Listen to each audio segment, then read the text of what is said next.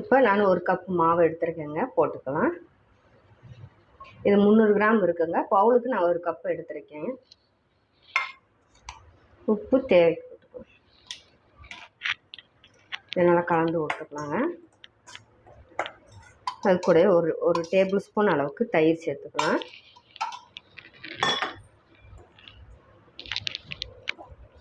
கொஞ்சம் கொஞ்சமாக தண்ணி ஊற்றி நம்ம இதை நல்லா பிசைஞ்சு எடுத்துக்கலாங்க. சப்பாத்தி மாவுக்கு அளவுக்கு சப்பாத்தி மாவு போடுற பதத்துக்கு நம்ம பிசைஞ்சு எடுத்துக்கிறலாம் மாவை. நம்ம மாவு சப்பாத்திக்கு ரெடி பண்ணியாச்சுங்க. இது இருக்கட்டும். இப்போ நம்ம அங்கிட்டு முட்டைக்கறி ரெடி பண்ணிக்கலாங்க. அதுக்குள்ளேயே அது ஊறிக்கிட்டு இருக்கட்டும். இப்போ எண்ணெய் ஊற்றிக்கலாங்க.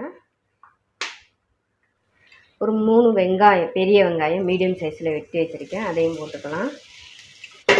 அது கூட பட்டை கிராம்பு 2 எடுத்து வச்சுருக்கேங்க, ஏலக்காய் 2 அதெல்லாம் போட்டுக்கலாம். கலந்து கொடுத்துக்கலாங்க.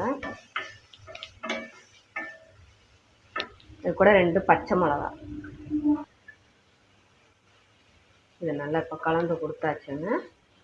உப்பு தேவைக்கு போட்டுக்கலாம் பார்த்துட்டு.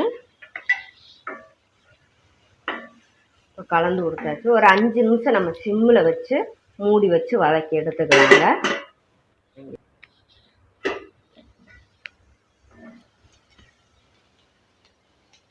அது கூட கொஞ்சம் கருவேப்பிலை சேர்த்துக்கலாங்க. ஒரு தக்காளி வெட்டி வச்சுருக்கீங்க, மீடியம் சைஸில் பழுத்தது, அதையும் போட்டுக்கலாம்.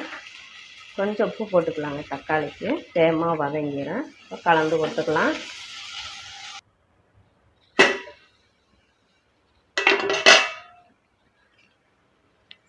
இது கூட நம்ம 2 டீஸ்பூன் அளவுக்கு மல்லித்தூள், மிளகாய்த்தூள் 1 டீஸ்பூன் அளவு வச்சுட்டு சோம்புத்தூள், மிளகுத்தூள் எல்லாம் எடுத்துருக்கீங்க, 1/4 டீஸ்பூன் மஞ்சள் தூள் எல்லாத்தையும் போட்டுக்கலாம். கலந்து கொடுத்துக்கலாங்க.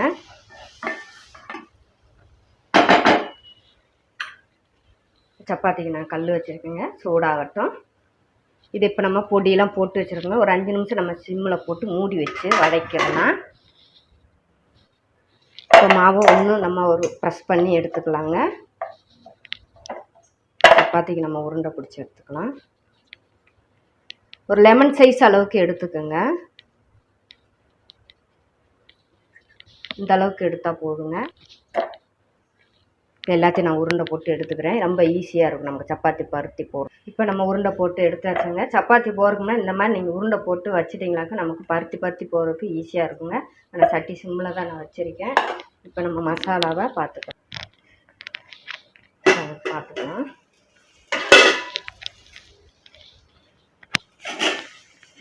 நான் கொஞ்சம் சுடு தண்ணி சூடாக்கி வச்சுருக்கேங்க, அதை ஊற்றிக்கலாம். இப்போ நான் ஒரு 3 முட்டை வேக வச்சு தொல்லி உரித்து எடுத்துகிட்டு வரைச்சி வச்சுருக்கேங்க, அதையும் போட்டுக்கலாம். அதையும் போட்டு நம்ம கலந்து கொடுத்துக்கலாங்க.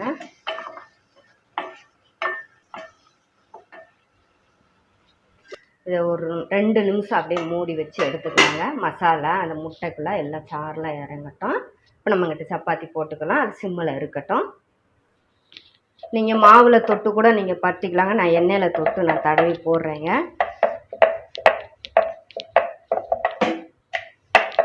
இப்போ பிகினர்ஸ் எல்லாம் மாவு தொட்டு உங்களுக்கு ஷேப்பு கரெக்டாக சப்பாத்தி வரலன்னு இந்த மாதிரி எண்ணெயில் தடவிட்டு கூட போட்டிங்கனாக்க அழகாக நமக்கு ரவுண்டு ஷேப்பில் வருங்க.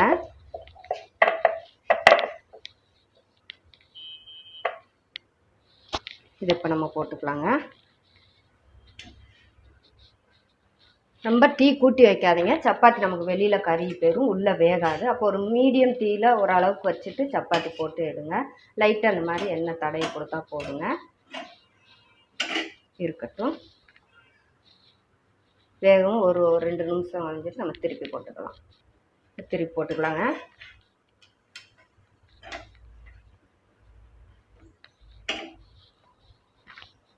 உங்களுக்கு எண்ணெய் பிடிக்குன்னா நீங்கள் எண்ணெய் தடவி கூட பட்டரை எண்ணெய் எதுனா கூட நம்ம தடவி சுட்டுக்கலாங்க. இல்லை உங்களுக்கு எண்ணெய் வேணாம், நான் வெயிட் லாஸ் பண்ணுறாங்க இந்த மாதிரினா இங்கே லைட்டாக இந்த மாதிரி போட்டுக்கலாம். லைட்டாக ஒரு 2 டேபிள் ஸ்பூன் யூஸ் பண்ணுறதுல ஒரு கொஞ்சமாக யூஸ் பண்ணி தடவி போட்டுக்கலாங்க சப்பாத்தி.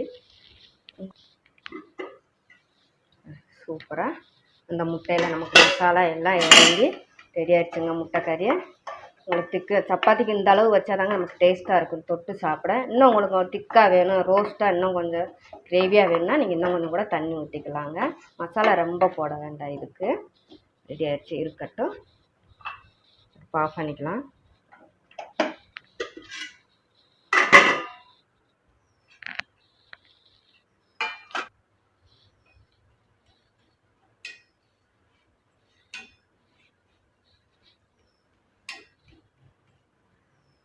நீங்கள் சப்பாத்திக்கு மாவு பிசைஞ்சு வச்சுட்டு நீங்கள் அப்புறமேல் கூட நீங்கள் என்ன கிரேவி வைக்கிறீங்களோ அதை ரெடி பண்ணி வரும்போது நமக்கு சப்பாத்தி மாவு நல்லா ஊறி நல்லா சப்பாத்தி சாஃப்டாக இருக்குங்க. பின்னா நான் சொன்ன மெத்தடில் சுடுதண்ணி ஊற்றி எப்பயுமே சப்பாத்திக்கு மாவு பிணைங்க. கை பொறுக்கிற அளவு சுடு தண்ணி வச்சுக்கோங்க, நல்லாயிருக்கும். எண்ணெயும் சூடாக்கி கூட ஊற்றி கூட பிணைஞ்சு இன்னும் சாயந்தரம் வரைக்கும் நல்லா சாஃப்டாக இருக்குங்க சப்பாத்தி. நமக்கு காலையில் போட்ட சப்பாத்தி சாயந்தரம் வரைக்கும் இருக்கும். இப்போ எடுத்துக்கிறலாம்.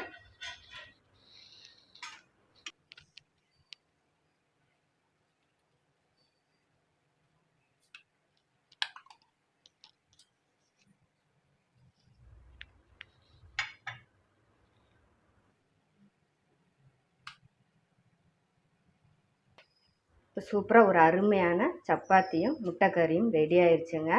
ட்ரை பண்ணி பாருங்கள். என்னுடைய சேனலை கொஞ்சம் சப்போர்ட் பண்ணி சப்ஸ்கிரைப் பண்ணிக்கங்க.